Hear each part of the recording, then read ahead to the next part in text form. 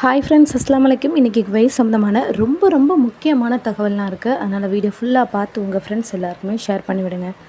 Kuwait Airways Iraq, Iran, Lebanon மற்றும் Jordan உள்ளிட்ட வான்வெளி மூடல் அறிவிக்கப்பட்ட நாடுகளை தவிர அனைத்து இடங்களுக்குமே விமான செயல்பாடுகள் பாதிக்கப்படாது அப்படின்னு சொல்லிட்டு உறுதியளிச்சிருக்கிறாங்க.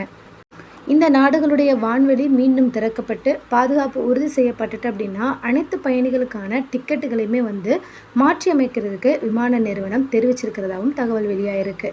குவைத் ஏர்வேஸ் ஊடக அறிவிப்பில் என்ன சொல்லியிருக்காங்கன்னா, பயணிகளுடைய பாதுகாப்பிற்கு முன்னுரிமை அளித்து முன்னேற்றங்கள் மற்றும் அதிகாரப்பூர்வ அறிவிக்கைகளை கண்காணிக்கிறதுக்காக குவைத் மற்றும் வெளிநாடு உள்ள தொடர்பு கொண்ட வான்வெளிகள் ரொம்பவே செயல்பட்டுட்டு வரதா தெரிவிச்சிருக்கிறாங்க. கண்டிப்பாக பயணிகளுடைய பாதுகாப்பு முக்கியத்துவம் அப்படின்னு சொல்லியிருக்காங்க. வான்வெளி மீண்டும் திறந்துட்டா அப்படின்னா கண்டிப்பாக பயணியோட பாதுகாப்பு உறுதி செய்கிறது மட்டும் இல்லாமல் அவங்க சுமூகமாக திரும்புறதுக்கு தேவையான அனைத்து வசதிகளும் நடவடிக்கையும் எடுக்கிறதுக்கும் தெரிவிச்சிருக்கிறாங்க. இது மட்டும் இல்லாமல் உள்வரும் மற்றும் வெளி செல்லும் குவைத் ஏர்வேஸ் விமானங்கள் பதற்றமான பகுதியிலிருந்து திசை திருப்புவதாக செய்தி வந்திருந்தது. இதன் அடிப்படையில் தான் இந்த பாதுகாப்பு திட்டங்கள் திட்டமிடப்பட்டிருக்கிறதா தெரிவிச்சிருக்காங்க.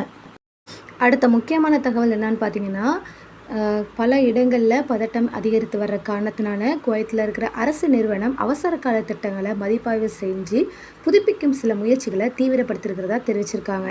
இதனால உணவு பாதுகாப்பு, எண்ணெய் பாதுகாப்பு, சுகாதார பாதுகாப்பு, எல்லை பாதுகாப்பு, உள்நாட்டு பாதுகாப்பை உறுதி செய்ய நோக்கமாக கொண்டு பல முன்னெச்சரிக்கை நடவடிக்கை எடுத்துட்டு வரதா தெரிவிச்சிருக்காங்க. இது எல்லாத்துக்கும் காரணம் என்ன அப்படின்னு யோசிச்சிங்க அப்படின்னா நிறைய பேருக்கு தெரிஞ்சிருக்குன்னு நினைக்கிறேன்.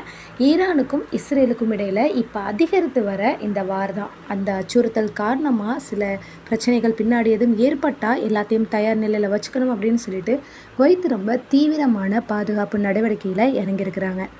இஸ்ரேல் காசாவை ரொம்ப பாலஸ்தீன மக்களை எந்த லெவலுக்கு அச்சுறுத்த முடியுமோ அந்த அளவுக்கு அச்சுறுத்தின பிறகு இப்போது ஈரானுக்கும் இஸ்ரேலுக்கும் இடையில் போர் ஏற்பட்டிருக்கு.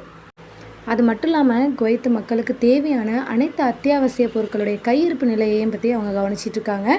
கண்டிப்பாக 6 மாதத்துலேருந்து 1 வருடம் வரையிலான பல்வேறு பொருட்கள் கையிருப்பில் இருக்கணும் அப்படிங்கிற மாதிரி தெரிவிச்சிருக்காங்க.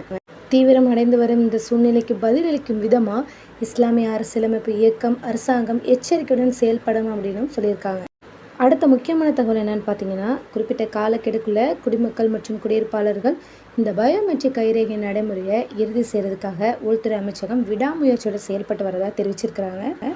ஏறக்குறைய 2 மில்லியன் குடிமக்கள் மற்றும் குடியிருப்பாளர்கள் ஏற்கனவே கைரேகை செயல்முறைக்கு உட்படுத்தப்பட்டிருக்காங்க அப்படின்னும் சுமார் 4 லட்சம் பேர் நிலுவையில் இருக்கிறதாகவும் தகவல் வெளியாயிருக்கு. கூடுதல் மையங்களுடைய தேவையை தவிர்த்து விரைவில் இதை செயல்படுத்தணும் அப்படின்னு சொல்லியிருக்காங்க. இந்த 3 மாத காலக்கெடுக்குள்ள விரைவில் இந்த பயோமெட்ரிக் கைரேகை பதிவு செஞ்சுருக்கணும் அப்படின்னு தெரிவிச்சிருக்காங்க. ஓகே ஃப்ரெண்ட்ஸ், இது போல் பல முக்கியமான தகவல் தெரிஞ்சுக்கணும் அப்படின்னா அந்த சேனலை மறக்காமல் சப்ஸ்கிரைப் பண்ணி உங்கள் ஃப்ரெண்ட்ஸ் எல்லாருக்குமே ஷேர் பண்ணிவிடுங்க. அடுத்தடுத்த ரொம்ப இம்பார்ட்டண்டான நியூஸாக வரப்போகுது. ஸோ மறக்காமல் ஷேர் பண்ணி சப்ஸ்கிரைப் பண்ணிவிடுங்க. தேங்க்ஸ் ஃபார் வாட்சிங்.